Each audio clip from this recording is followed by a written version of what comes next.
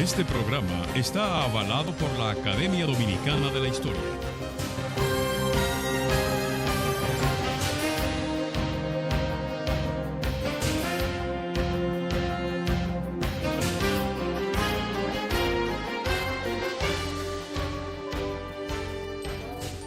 Hola, pueblo dominicano.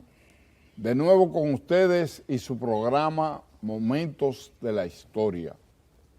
En esta ocasión contamos como su primer visita este año al doctor Santiago Castro Ventura, que es un asiduo participante y colaborador de esta programación, un historiador y escritor que llena de orgullo al programa y al país, y que justamente muchos de los programas importantes y bien ponderados por la teleaudiencia de este programa han sido con su participación.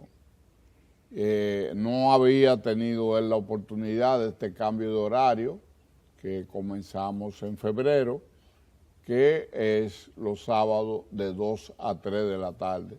De manera pues que eso permitirá que el doctor que ejerce docencia los sábados de 7 a 7 podrá de vez en cuando entonces su alumno verlo y él también dar una revisada que nos sirva de orientación.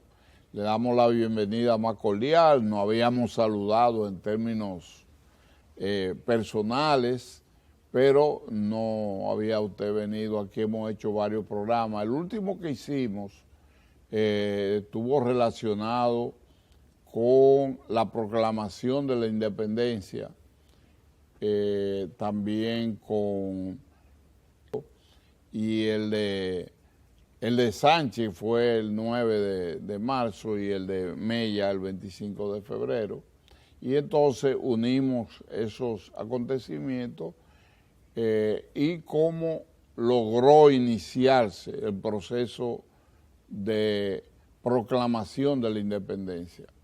Pero no profundizamos en ese aspecto y yo quería que usted, en su participación, nos haga una descripción de cómo se extendió la independencia nacional, qué reacciones internas hubo con respecto a la misma, tanto en el país con las fuerzas concurrentes, conservadoras y encabezada por los trinitarios y específicamente con Duarte, y también la reacción en Haití, que no fue solamente de protesta, sino lo que se esperaba, acciones militares.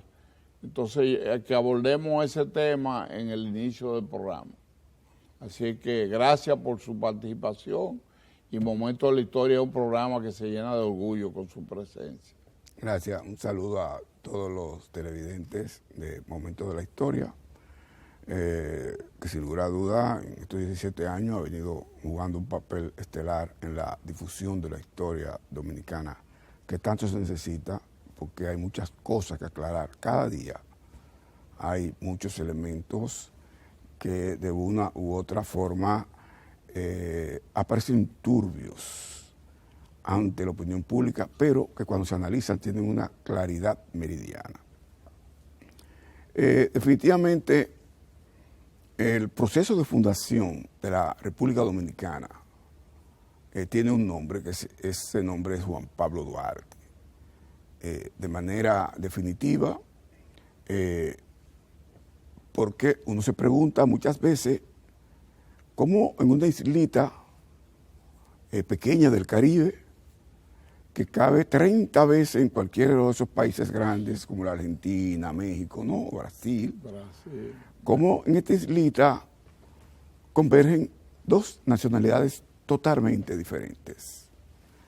Era una realidad para 1844, que ya tenía casi 2 siglos, porque todo empezó con la llamada devastaciones de Osorio, cuando a instancia del obispo de Santo Domingo, que decía que se estaban introduciendo Biblias luteranas por la parte norte, el rey Felipe III ordenó desalojar más de la mitad de la isla y poco a poco los franceses fueron ocupando esta parte y establecieron una sociedad diferente a la parte española, trayendo aquí las diferencias entre españoles y franceses.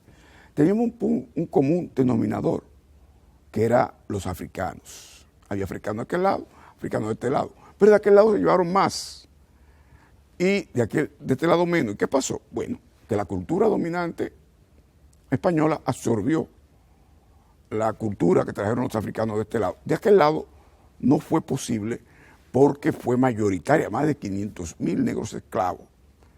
Y ahí viene una aleación donde va a predominar realmente la cultura africana más que aquí, de aquel lado. Y aquí la española africana.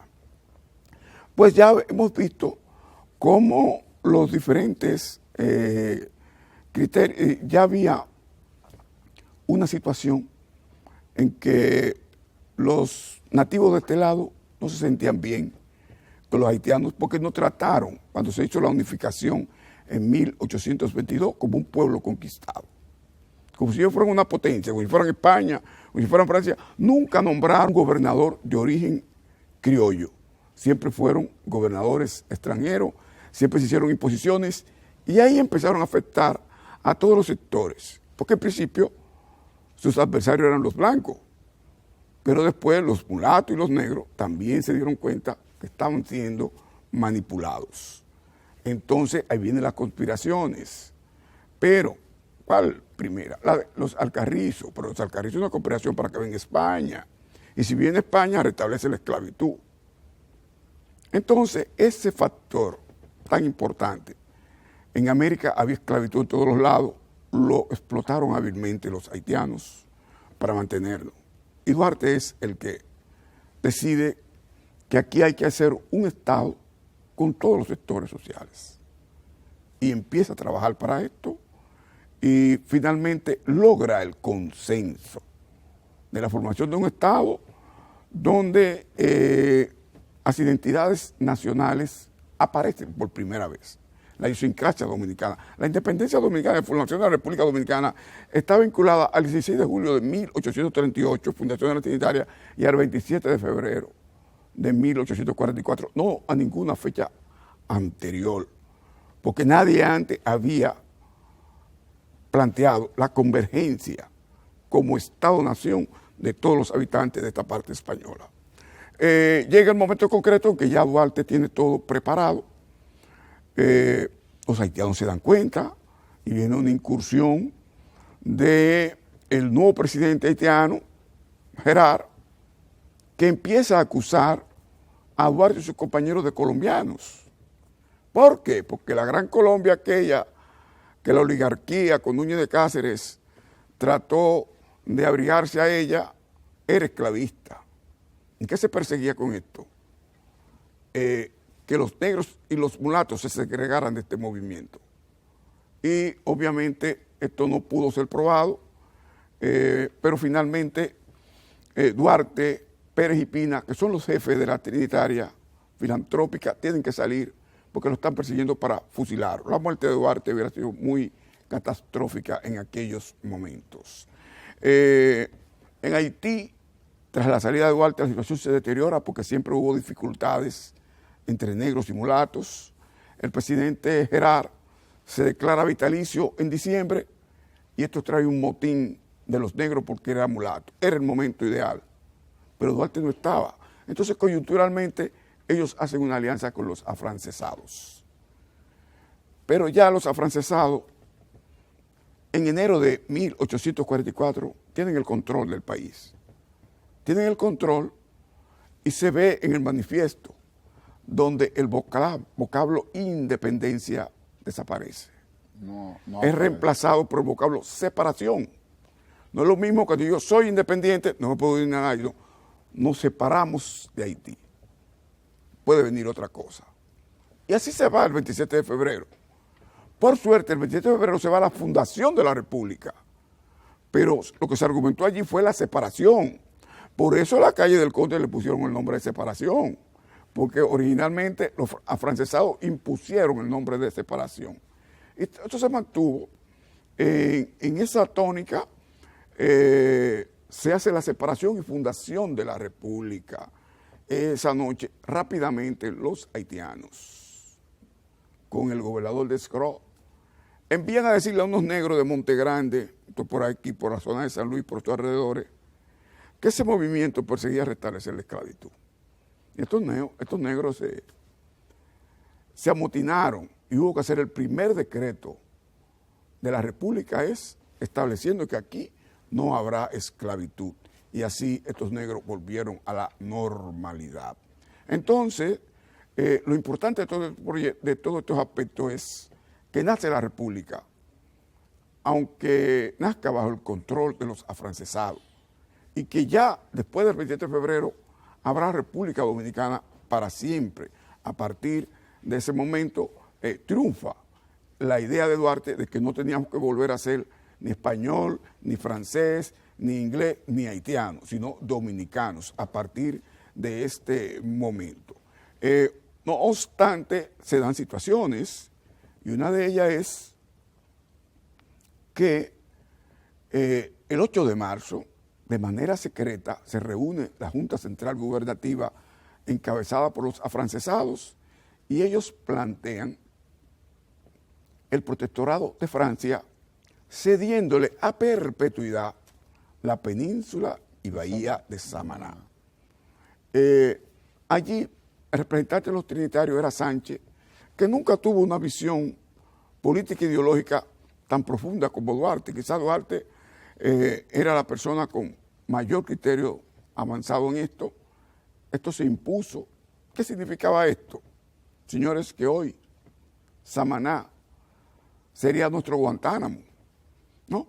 Hay que recordar que por la enmienda Platt, en Cuba, muerto Martí, porque con Martí vivo eso no iba a suceder, se impuso la enmienda Platt que le entregó la bahía de Guantánamo a los Estados Unidos, ¿no? Pues nosotros íbamos a entregar esto. Esto estaba, este llamado oficial que está ahí, que nadie ha podido negar, están los documentos ahí, se hace y ahora se está a la expectativa. Ya Francia había enviado una flotilla de barcos de guerra dentro de lo que se llamó el Plan Levasseur, que era el plan que coordinaba el cónsul francés general en Puerto Príncipe, pero que aquí ahora lo estaba llevando a la práctica el vicecónsul Saint-Denis. Esta flotilla de barcos estuvo frente al puerto de Santo Domingo, estuvo en el sur, estuvo en Puerto Príncipe al mando del almirante Desmoulins. Y los haitianos, que tienen múltiples problemas, en cierta medida, el estallido dominicano lo lleva a que dejen sus diferencias y se unifiquen. Porque ellos dijeron, siempre tenían el temor de que si esta parte volvían a apoderarse los franceses, podía suceder como ocurrió con Toussaint Louverture, cuando la invasión de Leclerc. Pues ellos hacen una unidad transitoria, pero las diferencias eran muy grandes. Se decide venir con 3 cuerpos del ejército haitiano. Por el norte, el general Pierrot, por el sur, el presidente Gerald, y más abajo, el general Suffren. Los dominicanos... Ya eso estaríamos hablando de la primera gran invasión haitiana, para lo cual necesitaríamos un espacio más amplio, por lo tanto vamos a hacer un pequeño corte con el permiso suyo y continuamos entonces desarrollando ya esa parte que usted comenzó a exponer. En continuidad a esta exposición brillante, explícita, fundamentada por el doctor Santiago Castro Ventura, quien además de historiador es un escritor, médico de profesión, pero al mismo tiempo también un miembro de número de la Academia Dominicana de la Historia, un hombre que ha tenido un ascenso y una autoridad tan extraordinaria que recientemente, o sea, aparte de todos los libros que aquí hemos mostrado, ahora sale a circulación esta obra que ponemos a disposición de ustedes, Duarte en la proa de la historia, de la autoría de nuestro invitado, el doctor Santiago Castro Ventura. Así es que mostramos su portada y en ella se habla todos los aspectos relacionados. Es un aporte verdadero, profundo sobre Duarte. No vamos a interrumpir la exposición que lleva el doctor, ya tendremos ocasión al cierre en el cuarto segmento que él nos diga brevemente de lo que él procura con esta nueva y dónde la gente puede conseguir esta obra. Así que continuamos, doctor, con la descripción que usted nos hacía del agrupamiento, digamos, coyuntural, para sintetizar la expresión suya, de la fuerza haitiana para ocupar la parte este de la isla, o sea, lo que es República Dominicana, al proclamar su independencia. Ya usted nos habló de que se unificaron las fuerzas militares y comenzaba a decir quiénes dirigían cada frente y qué sucedió. Sí, los haitianos habían cometido el error de crear las guardias nacionales, porque ellos siempre esperaban una invasión de los franceses. Las guardias nacionales eran civiles que ingresaban y se entrenaban los domingos, los fines de semana, conocían el aspecto militar, tenían sus batallones y si había algo de interés, lo llamaban para el servicio. Incluso Duarte ingresó a esa Guardia Nacional para aprender los asuntos de milicia y llegó al rango de Furriel. Se discute, hay gente que dice general, no, Furriel es en el cargo militar francés, un cabo, ¿no? Pero también tenían los regimientos 30 y 31, que eran fijos de militares dominicanos que pasaron a formar parte del ejército. Y ahí se formaron figuras importantes de la independencia. Sí, entonces Pedro Santana, que es un atero, que no sabe nada de milicia, pero tiene muchos hombres a su cargo, a su trabajo, porque regenteaba las tierras de su mujer. Realmente no eran de él, lo que pasa es que él tenía un delirio de mando. De grandeza. Sí, y él era el jefe de esto. Estas personas se trasladan al sur a esperar a los haitianos. La primera avanzada haitiana de Geral tiene un enfrentamiento por Neiva y lo que llama la fuente del rodeo, se considera el bautismo de fuego.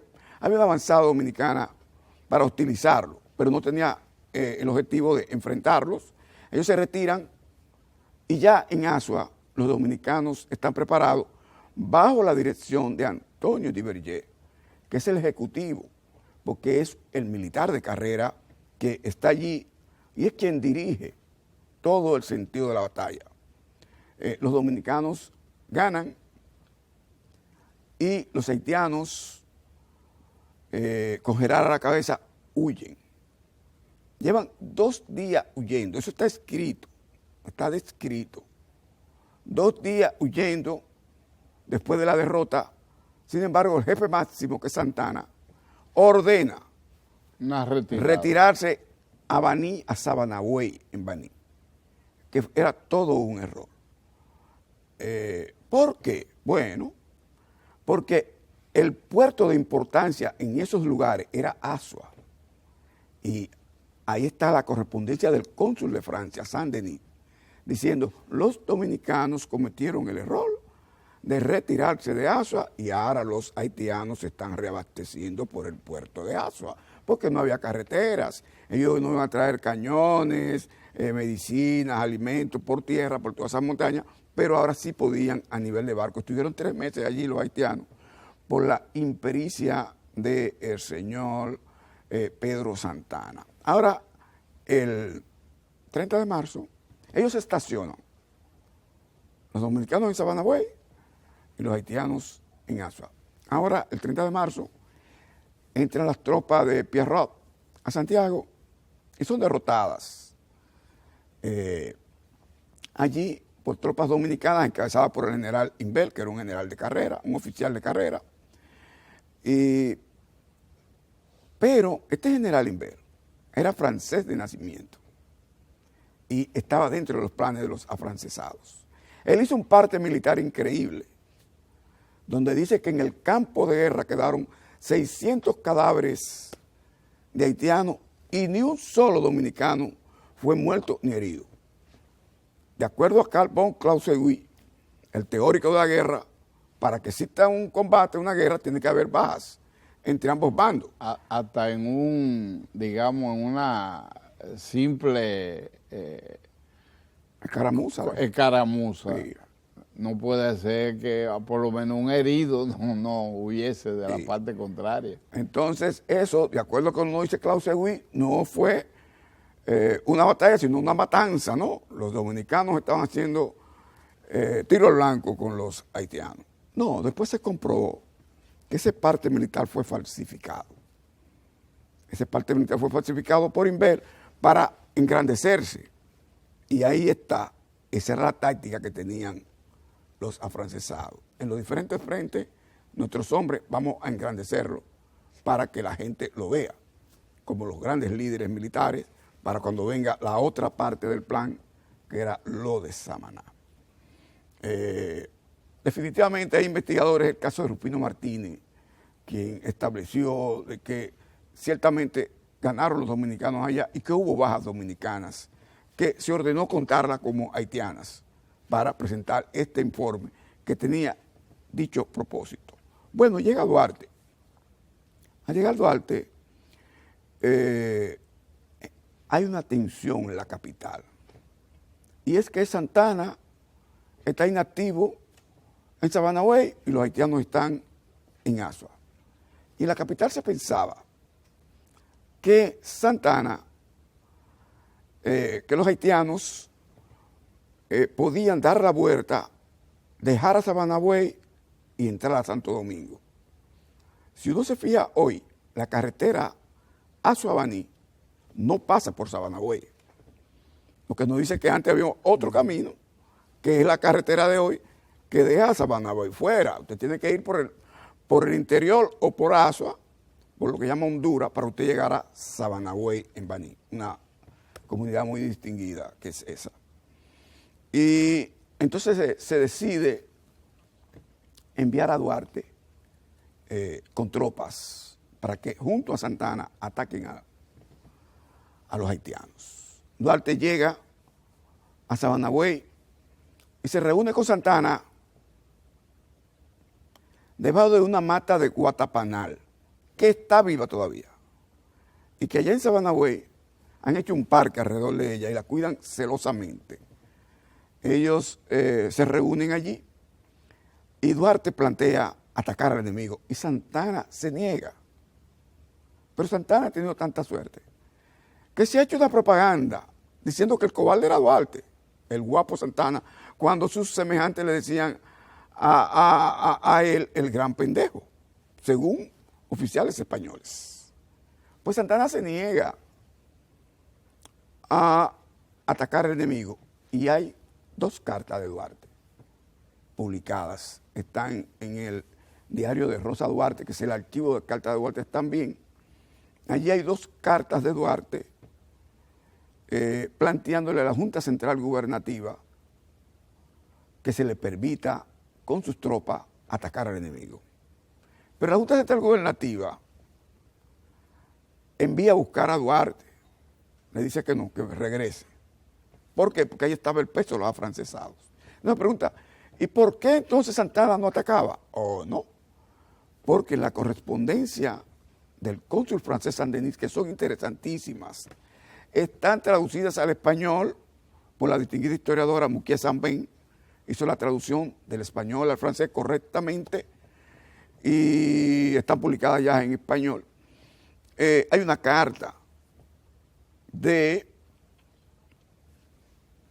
Pedro Santana a través de don Abraham Cohen al cónsul Saint-Denis. ¿Qué le pedía? El desembarco de 3.000 hombres de las tropas francesas que estaban en la costa de Baní. Si Santana, para atacar a los haitianos, tenía que tener la garantía de las tropas francesas. Primero, no confiaba en los dominicanos, él no tenía experiencia militar. Y segundo, quería ya que se comprometieran militarmente los franceses. Es una forma de ir concediéndole el mando de ir concediéndole el mando político, militar a ellos. No desembarcaron los franceses. No tenemos una respuesta de por qué no desembarcaron los franceses. Sí sabemos que Desmoye habló en Asua con Geral, porque lo consigna periódicos españoles, que ellos se entrevistaron. También se entrevistó obviamente con Santana, pero no desembarcaron nunca las tropas francesas que Santana pedía en su comunicación al cónsul Saint-Denis. Finalmente, Duarte, cuando regresa, lo primero es que Duarte hace un informe económico. Se le dieron 1,000 pesos. Señores, y de estos 1,000 pesos, Duarte solamente gastó 270. E hizo un informe económico detallando lo que gastó y devolviendo al fisco hasta los centavos. Lo que no gastó.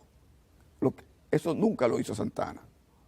Nunca lo hizo Santana. Hay un ataque de Félix María del Monte donde dice cómo él manipulaba el dinero que le enviaban para las tropas, que le entregaba alimentos, le decía que era él.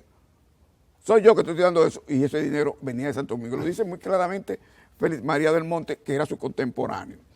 Pues ahora, Duarte, cuando está en Santo Domingo, se entera de que hay un asunto pendiente con Francia y que hay que entregarle. Entonces Duarte reclama que se haga una asamblea pública para que sea la población que decida. Y se convoca. Como una especie de plebiscito. Sí, exacto. Se convoca a la población al Parque Colón de Santo Domingo, que era la plaza de armas en esos momentos, para decidir allí si se acepta o no se acepta. Ya aquí había periodistas, porque ellos prepararon su ambiente. José Miguel García dice que hasta el obispo tenía su papel preparado para esa asamblea, dice José Miguel García. Y habían aquí ya periodistas extranjeros, fundamentalmente franceses, del Journal de Débat de París. Y sabemos lo que ocurrió por los periodistas franceses. Dice la crónica que la asamblea la abrió Tomás Bobadilla diciendo lo importante que era la alianza con el poder extranjero sin identificarlo. Y que atrás habló el general Juan Duarte y que dijo que se iba a oponer a toda cesión de cualquier parte territorial a una potencia extranjera. Y que luego habló Manuel Jiménez en los mismos términos de Duarte y que la asamblea terminó aprobando la moción de Juan Pablo Duarte. Bien, señores, sí, definitivamente ese día, esa asamblea fue 26 de mayo de 1844. Muchos años atrás se celebraba, se conmemoraba. Se le decía el Día del Patriotismo Integérrimo o Patriotismo Íntegro, porque ese día las fuerzas progresistas impusieron su posición. Bueno, en el libro, esta edición nueva, yo inserto cómo eso trascendió no solamente en la prensa francesa, sino periódicos mexicanos, periódicos españoles y hasta de Venezuela, se hicieron eco de esta asamblea donde señalaban que el general Juan Duarte rechazó la presencia de una potencia cediendo parte del territorio nacional. Eso se le dio más importancia en el extranjero que los combates entre haitianos y dominicanos, porque incluían la cesión de una de las bahías más codiciadas por las potencias como era Samaná, y como ahora parecía gente de adentro que decía que no. Y por eso la prensa internacional le dio tanta cobertura a esta actividad que hoy es desconocida, porque hoy no se conmemora el 26 de mayo, Día del Patriotismo Íntegro, así definido desde hace muchos años en que esto pasó. Pues bien, aunque Duarte y sus compañeros acaban de aceptarle un duro golpe a los afrancesados, ellos siguen maquinando porque detrás de ellos estaba el cónsul francés Saint-Denis, muy interesado en que se concretizara esto porque él estimaba que eso le daba mayor aval en su país. Y ellos hacen una nueva reunión de la Junta Central Gubernativa y como son mayoría, se aprueba que se continúe con el proyecto de protectorado a Francia, pero ya no se habla de la cesión de Samaná. Parece que en la discusión se obligó esto, pero la situación sigue. Es decir, esto es a finales de mayo, la situación sigue candente y va a llegar un momento en que Duarte, porque el problema de aquí, por ejemplo, se ha hablado de que Duarte estaba en campaña para hacer elecciones. No, aquí no había elecciones. Ahí lo que había era lucha por el control político del país. Y en esos momentos, usted tener el control del ejército significaba usted tener el control del país. Y Duarte lo entendía. Por eso hace una alianza coyuntural con el coronel José Joaquín Puello, jefe de las tropas de Santo Domingo, quien estaba totalmente de acuerdo con la posición de no ceder nada a Francia. ¿Por qué? Porque Francia era una potencia esclavista y él era negro. Y los negros le temían a esas potencias esclavistas porque podían restablecer la esclavitud. Por eso es que Duarte hace una alianza coyuntural con él. Señores, hay que ver, yo recomiendo a la gente que busquen la correspondencia del cónsul de Francia, donde él dice, Duarte solamente cuenta con Puello y 300 negros. Con eso es que él cuenta nada más. Pero ciertamente es que esos 300 negros eran parte del ejército de Santo Domingo. Y ahora la situación se hace mucho más conflictiva y llega el momento en que ellos deciden dar un golpe de Estado revolucionario. Primer golpe de Estado en este país, lo dio Juan Pablo Duarte. Pero un golpe de Estado revolucionario junto a José Joaquín Puello, el 9 de junio, desplazando a la Junta Central Gubernativa, no conservadora, reaccionaria. Yo estoy de acuerdo con Jiménez Grullón. Jiménez Grullón decía, no, eso de que conservador que está, no, es reaccionario, quiere ir para atrás. No. Ellos, obviamente, se asilan en el consulado francés, porque había órdenes de capturarlo. Ellos se asilan, pero al mismo tiempo, por ejemplo, uno ve libros por ahí que dicen... Cuando usted dice ellos, mencionemos, está Báez, ¿verdad? Bobadilla, especialmente, sí. ¿Quién lo compone? El capitán general era Bobadilla de ese grupo, porque Santana estaba en Sabana Güey. Pues se ha dicho que Duarte va a Santiago a hacer campaña electoral. Eso es falso, totalmente falso. Hay una comunicación en la cual se tiene entendido que el general Inbel está apresando a oficiales liberales allá en Santiago porque ve que la situación se está poniendo a rojo vivo. Y se comete el grave error, yo considero que fue un grave error, de enviar a Duarte a resolver ese problema a Santiago. Duarte no va a Santiago a hacer campaña electoral, no va a hacer campaña electoral, pero Mella era un imprudente. Mella es el hombre que dice que Duarte, presidente de la República, hay una declaración de Duarte, no, yo no estoy en eso. Lo que se está era tratando de resolver ese problema de carácter militar. En esos momentos ya los haitianos se habían retirado para Puerto porque hubo un problema. Pierrot, que estaba en el norte que perdió, era adversario de Gerard, se devolvió y ahí vino un golpe de Estado. Gerard tuvo que, ya no hay más problema con los haitianos hasta el año siguiente, no hay más problema. Pues ahora Santana entra a Santo Domingo y siempre se ha cuestionado que la no presencia de Duarte provocó la inacción de José Joaquín Puello, quien le permitió a Santana que entrara. Y leyendo de nuevo a Saint-Denis, Saint-Denis dice, Santana de manera muy hábil ha reemplazado en todos los puestos clave a las tropas de Puello. Rápidamente donde quiera había tropas tomó el control tomó el militar. control de la ciudad. Y el que tiene control militar tiene el político. El poder, el fusil, lo determinaba el poder en esos tiempos, indiscutiblemente. Tiene el control de todo y allá está Inver, se notifica y apresan también a Duarte, que en esos momentos estaba en Puerto Plata. Se hace una redada aquí. Juan Isidro Pérez, de una manera desesperada, en la Plaza de Armas, intenta matar a Santana. Yo siempre he dicho que lo lamentable es que Pérez no mató a Santana ahí. Dice, ay, pero eso es como muy... No.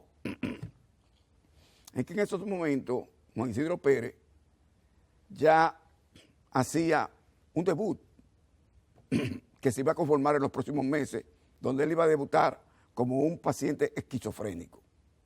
Debutó 2 meses después. En aquellos tiempos no era posible controlar la esquizofrenia, jamás se pudo controlar. Entonces, si Pérez le logra hacer ese servicio al país de eliminar a Santana en aquellos momentos, le hubiera evitado muchos dolores, aunque hubieran sacrificado a Pérez, y hoy nosotros no hubiéramos sabido eso que es el parte sacrificio... de las contradicciones históricas. Yo le pido que usted, con la capacidad de síntesis, nos amolde el tema.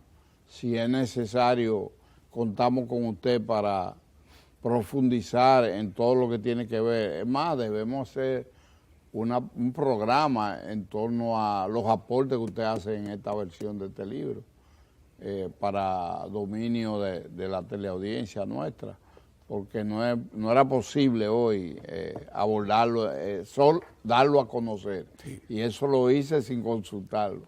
Así que nada, concluyamos este tema con usted, con su participación y su cierre, con una reflexión histórica de término. Sí, definitivamente el 12 de julio es el día marcado de la contrarrevolución o del golpe de Estado reaccionario de Pedro Santana, que desplaza a la nueva Junta Central Gubernativa Democrática impuesta por los trinitarios y asume. Yo he visto gente por ahí diciendo que Santana asume el poder constitucional. ¿Qué poder constitucional? Se asume el poder el 12 de julio con un golpe de Estado reaccionario. Lo asume, son apresados los trinitarios, hay intenciones de fusilarlo, pero esos muertos pesaban mucho en ese momento. Se quiere decir que Abraham Cohen dijo que no lo fusilaran. No. Que intervino para evitar la matanza de Eduardo. Es que en esos momentos de situaciones críticas no era posible fusilarlo.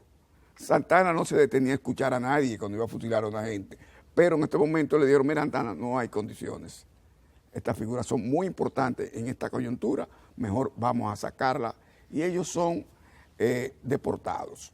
Entonces, se plantea, son deportados, pero hay connivencia de gente. Por ejemplo, hace varios años, en la primera edición de este libro, yo saqué a relucir que el obispo Tomás Portes Infante hizo una carta pastoral diciendo que todo el que desobedeciera a Santana, él lo iba a excomulgar. Ciertamente, era una amenaza, pero la amenaza del obispo. Es decir, que hubo una coalición de fuerzas retardatarias para lograr frenar el avance de las fuerzas democráticas. Santana se impone, se convoca la llamada Asamblea Constituyente en San Cristóbal para hacer una constitución que cuando usted la enfoca junto al proyecto constitucional de Duarte, es una constitución totalmente reaccionaria. Pero encima de esto, a Santana no le gustó y ordenó que se le añadiera un último artículo. Porque advirtió que no le daba todo el poder que él quería, decisivo. El artículo 210. Señores, esta constitución en ningún lado dice que somos un país libre e independiente. Mientras que la de Duarte dice, en 4 artículos, que somos un país libre e independiente de toda potencia extranjera. Lo repite 4 veces, como dice, esto hay que machacarlo. Esta no lo dice para nada.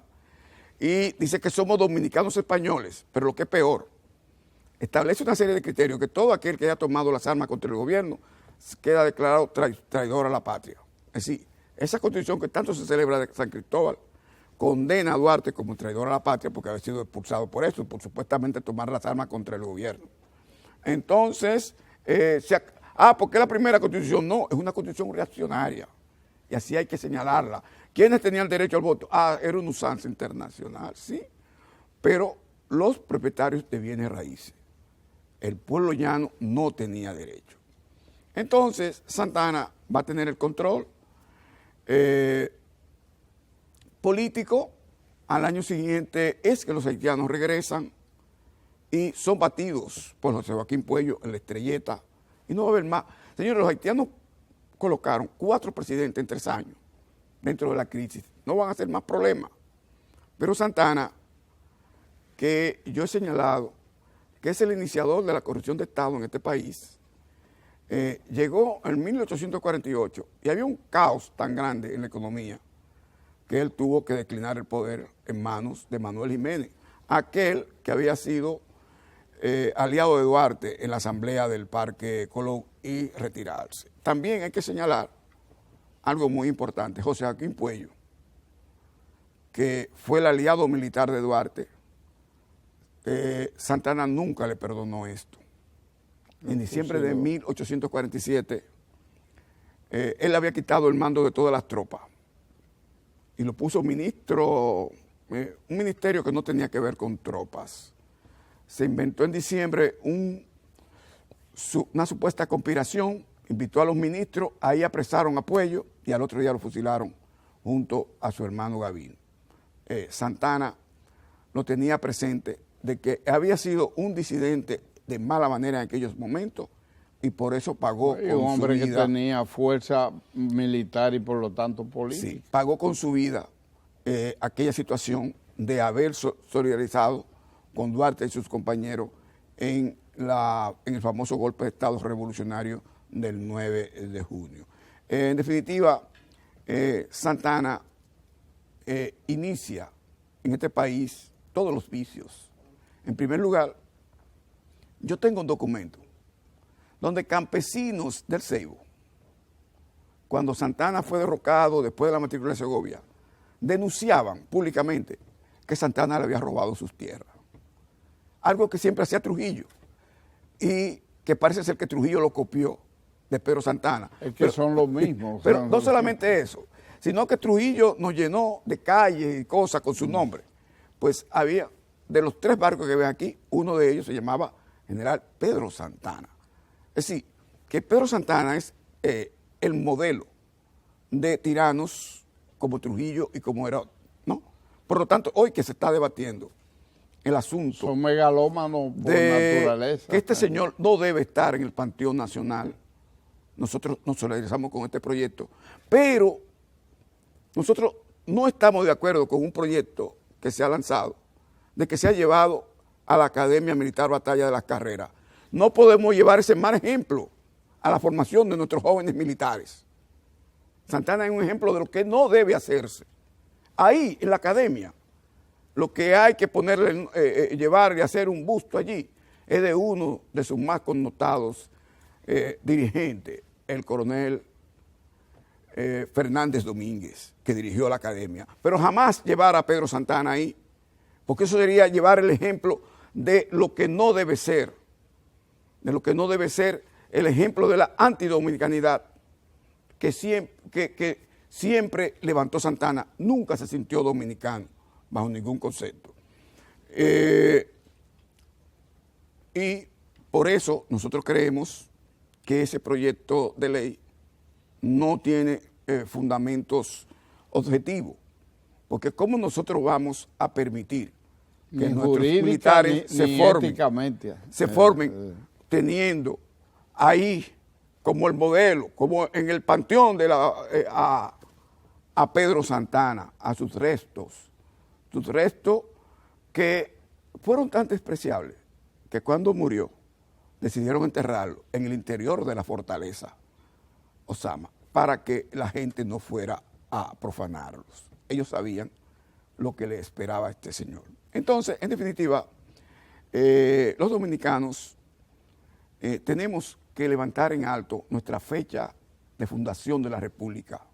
Explicarle a todo aquel que quiera venir a decir que somos un país muy pequeño y que tenemos que, esta es una islita muy pequeña. No, aquí convergen dos culturas diferentes que tenemos que vivir como hermanos, pero cada uno en su lugar. Y que nosotros, desde el 27 de febrero de 1844, trazamos la trayectoria, el devenir de todos los dominicanos, y así lo hemos venido cumpliendo hasta el presente, soportando todos los obstáculos, todas las calamidades. Ahora mismo, los dominicanos tenemos un año enfrentando una pandemia a nivel mundial y estamos encima de esto trabajando y buscando el desarrollo nacional. Y así debemos continuar nuestra sociedad, pero unificados como dominicanos, unificados en el pensamiento de Duarte, que siempre quiso que fuéramos un pueblo unido y felices, pero con nuestras idiosincrasias, nuestras costumbres y nuestros hábitos naturales, que ya tienen bastante tiempo de forjado. Bien, yo creo que hemos ofrecido un programa sustancioso, explicativo. En una próxima ocasión vamos a profundizar más sobre el pensamiento, las acciones, las actividades y el complemento de muchas de las ideas que sobre Duarte no son conocidas debidamente y que usted se ha empeñado en documentarla con profundidad y con claridad. Entonces ese es un propósito nuestro. Habría muchas otras cosas que decir, pero el tiempo lamentablemente es traicionero, pero el fundamento de su exposición es suficiente para uno sentirse halagado de su participación en esta producción que entregamos hoy. Le agradecemos su presencia, su participación, sus enfoques. Le damos las gracias a todos los teleaudientes de Momentos de la Historia y los invitamos a que todos los sábados de 2 a 3 de la tarde pues vean con un sentido siempre de aporte crítico, de inquietudes, para nosotros poder cumplir con el deber que nos hemos propuesto.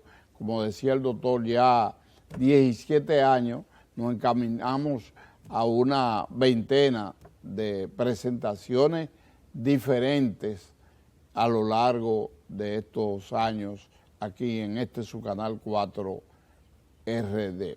Gracias, doctor Santiago Castro Ventura, por su participación y esperamos contar con usted para tratar Duarte en la proa de la historia dominicana.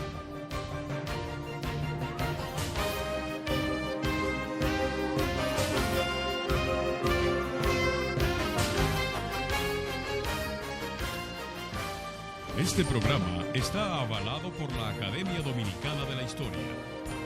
Comisión Permanente de Efemérides Patrias. Presentaron